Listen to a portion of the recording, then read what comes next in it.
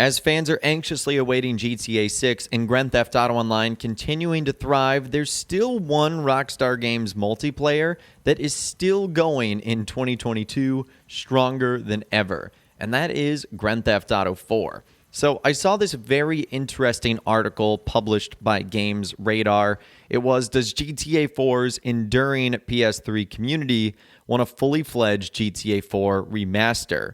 From Rockstar's rumors to the GTA trilogy, how do GTA 4's most avid players feel about a makeover?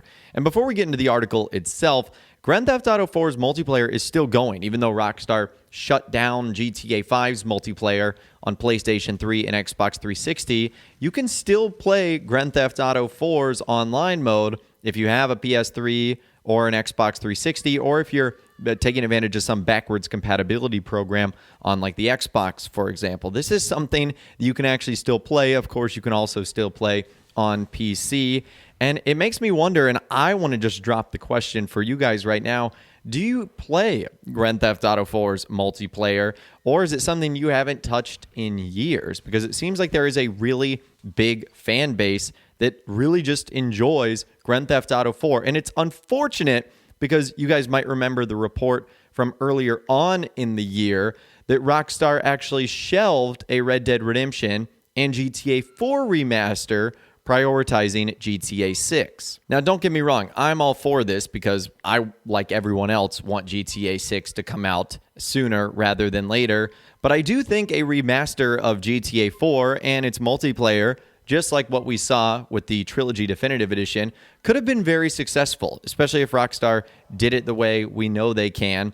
Obviously, there was a lot of controversy, bugs, glitches, errors, and just things that fans didn't really enjoy with the Trilogy Definitive Edition remasters. But I feel like Rockstar, if they took a bigger role in GTA 4's remaster, it could be done really well.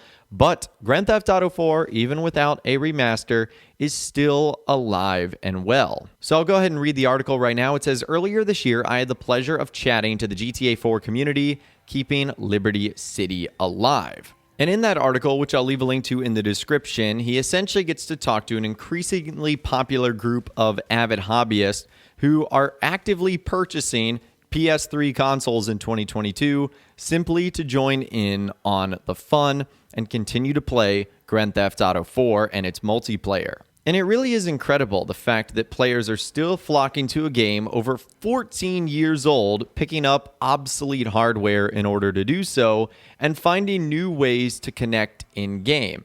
It really tells you everything you need to know about the enduring appeal of GTA 4.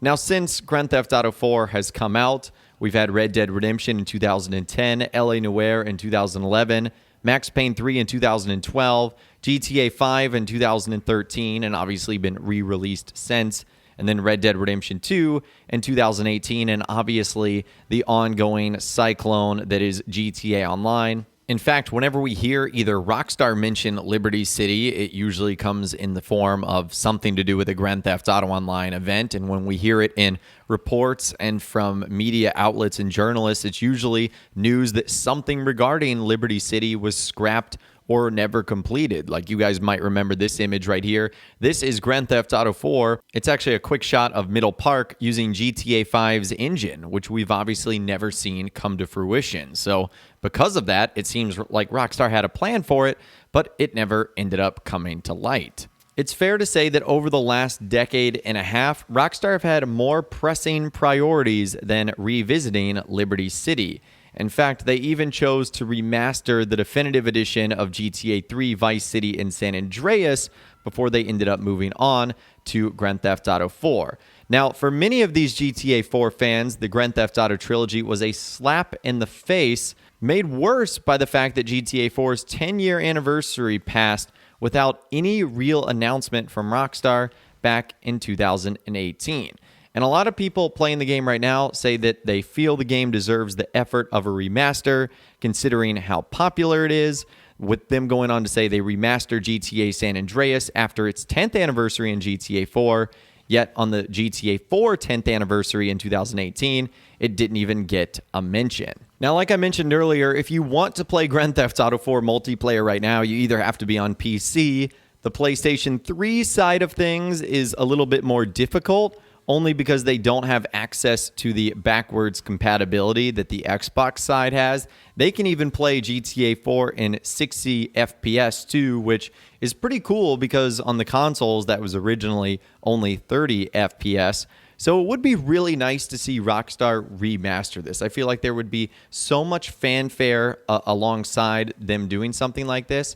Now, there's a couple of arguments that they could make. Number one, Rockstar doesn't want to take away any hype for Grand Theft Auto 6. Now, I would kind of disagree with this only because I just feel like it wouldn't take away any hype. In fact, it would just bring people back to Grand Theft Auto. And we already know it's an older title, and it's going to be sort of something to just keep us going until GTA 6 right now, which is why Rockstar might be thinking of releasing it after Grand Theft Auto 6.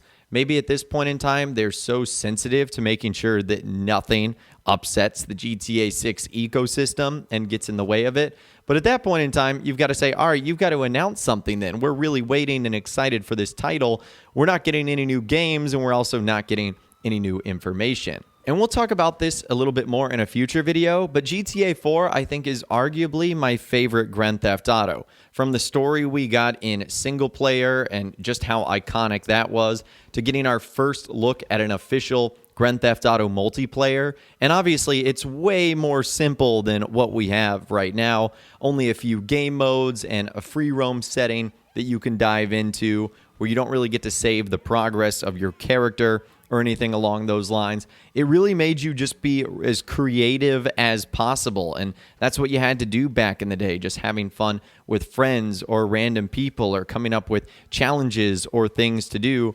There wasn't all the bells and whistles that we had right now of heists and fancy supercars that get added and can be saved and all these properties and clothings that we can apply to our characters. None of that was around.